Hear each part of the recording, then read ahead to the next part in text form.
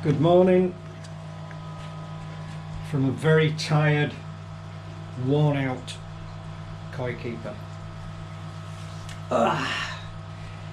It's about dinner time Friday, so you'll be seeing this Saturday at some time. This has been a testing time. I've done CPR on patients, saved lives, held hands with those people who passed away, been to car crashes, seen my own children born, but this has been a testing time. So let's have a look at the negatives. These are not in any worst or best negatives, they're just negatives. Leaks. Surprisingly enough, right where the polypropylene is folded, there was a crack in it, so that was weeping. The water on the floor is from your usual hose lock cheapy fittings. Because of the intense heat in the greenhouse and then the cold, a lot of the unions on the valves that were tightened up became loose, so it's just been a balancing act, going backwards and forwards, tightening them up, checking everything every day, and then revisiting them. Another little negative, it's not too much of a negative, 5 bricks short. Biggest negative, heartbreaking, we lost 3 more fish this morning. Somebody mentioned that it looks as though they were poisoned. They all 4 now had the same trait: listless, lethargic, barely moving. You could basically lift them out of the pond like they had no strength left. We did a pH test and that was 8, but we always run at 8. Temperature of the pond was 17 degrees.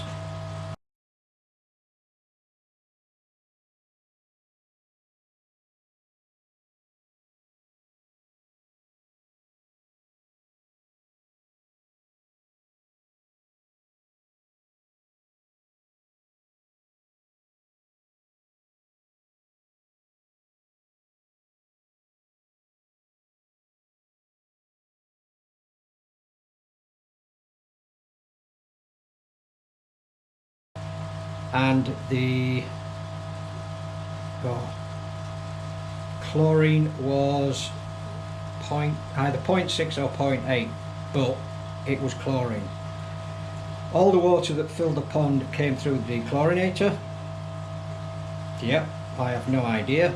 So I've now put some dechlor in the water, and I have whacked up the pumps full belt, whacked up the air, had extra air in for 16 hours, and I've also added the shower water blade and the ornamental water blade.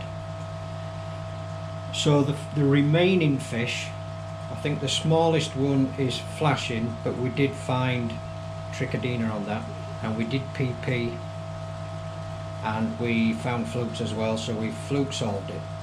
Now you might be thinking, blimey, that's a lot of chemicals to go in, not at the same time at different periods, but all the same, it's a lot of chemicals to go in. Have we been the architects of the downfall of the other fish? I don't know. I don't have a clue. I was beset with so many problems at the same time, it was just overwhelming. I didn't know where to start. But with the massive support of Kat and you, and namely Terry Wright and Quenicoi, Mike Hughes got in touch with me about the drum, we'll come back to that. But top star, oh, and I beg your pardon, Devon Coy. Cheers Martin, hope you're alright mate. Andy Daly, absolutely outstanding. We were texting till about 10 o'clock last night, and the poor guy had to go to work. And the way the rain's coming down now is probably not doing much, but it's saving people's windows from utter devastation. So big 10 out of 10 for Andy Daly, can't thank you enough. He gave me lots and lots of tips, what to look out for, and the things that I've just mentioned, he was the architect of the majority of that. So I do thank you for all that. And the nice, kind comments that came through from so many of you, overwhelming. So, fish losses, can't do anything about that, they're gone. The pond itself just looks amazing. I am so pleased with that. Back to the negatives. The bottom section of the shower is leaking. Tiny drip, but it's still leaking. But because we need to get aeration in and water flow and all that, I can live with that leak, and I will get some PU sealant and sort that out on a drier day. So we're letting that run for the time being.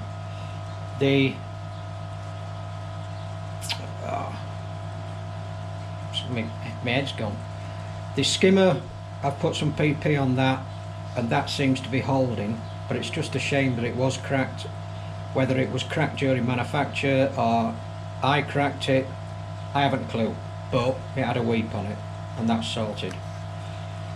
The dechlorinator, I'm going to have to buy 3 more cartridges because now I can't trust what I've got, so I've got to set that up. Back to Quenicoy.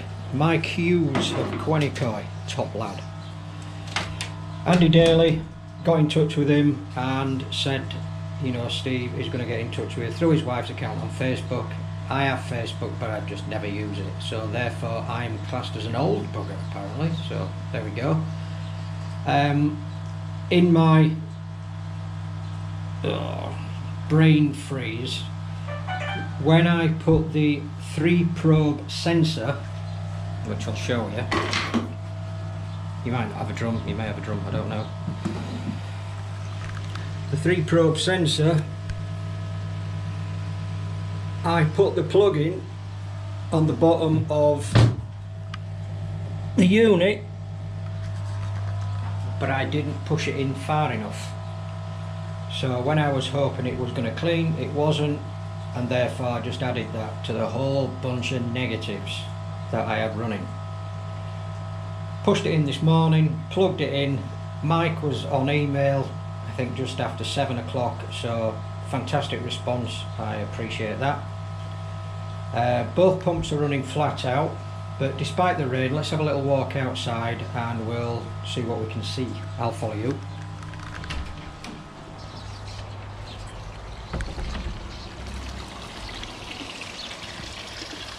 Water blade really close to the edge so my grandchildren can put their hands in the water. Not fixed down yet, just a temporary fix, just put it into place and let it go. The entirety of the pond, and from the inside of the brick to the inside of the brick, is 5.2 meters, so it's a fair lump of water. The windows, and the water's not got the clarity yet, are absolutely bone dry. I am just so pleased. That's one of the massive positives. Oh, we got a visitor. And the fact that we've now got windows makes viewing the fish on 2 sides and the top a lot easier to find issues. Air dome running flat out, skimmer working perfectly, brickwork looking great. The bricks above the top of the skimmer are going to be foamed onto a wooden rod so they can be lifted out if I ever need to take the skimmer lid off.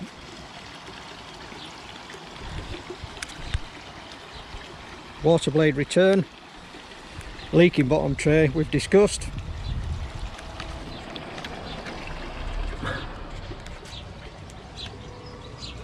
More window shots. It's amazing how nosy the fish are when you get near the window. But the clarity is coming back, although not very quick. I'm not expecting miracles, but it will come back eventually. And this will be viewed from the decking. This is what we see when we're having our lunch on the deck. The wood was just to keep the rain out temporarily while Matt fiberglassed.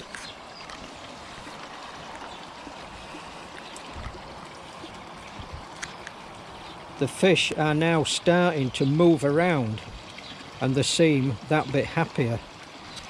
The one on the bottom, I don't know if you can see that, is the only one flashing, but we did find Trichodina on that one. So we'll just have to keep an eye on that. 5 bricks missing. Builder's going to get them tonight. View from this side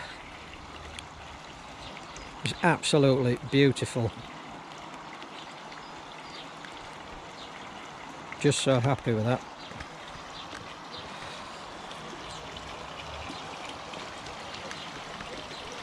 Well, there you are, guys. So yeah,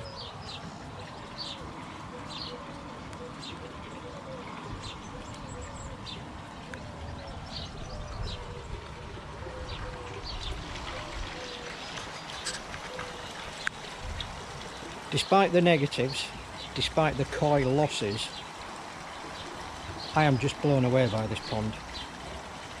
The brickwork, fabulous. Fiberglassing, top notch. The equipment, the Quenicoi drum, should have got a drum years ago.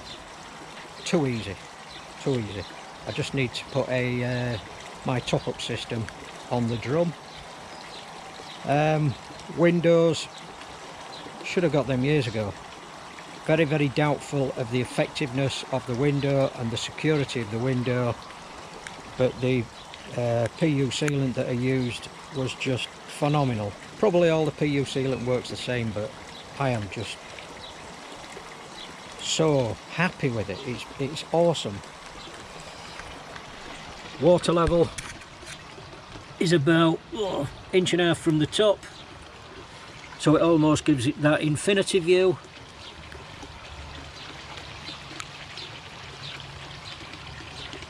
Like I said, temperature is 17, but floating thermometer. Fish compared to yesterday, clearly happier. They were all gathered in this corner, every single one of them in this corner, just gasping. And that was heartbreaking to see. So, have another look at this.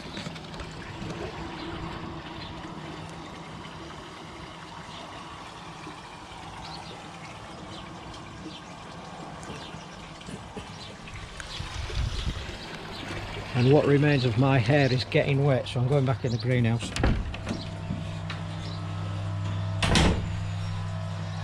Jobs to do. Fix the bottom tray on the shower. Seal again and maybe put some plastic angle on the bottom of the skimmer.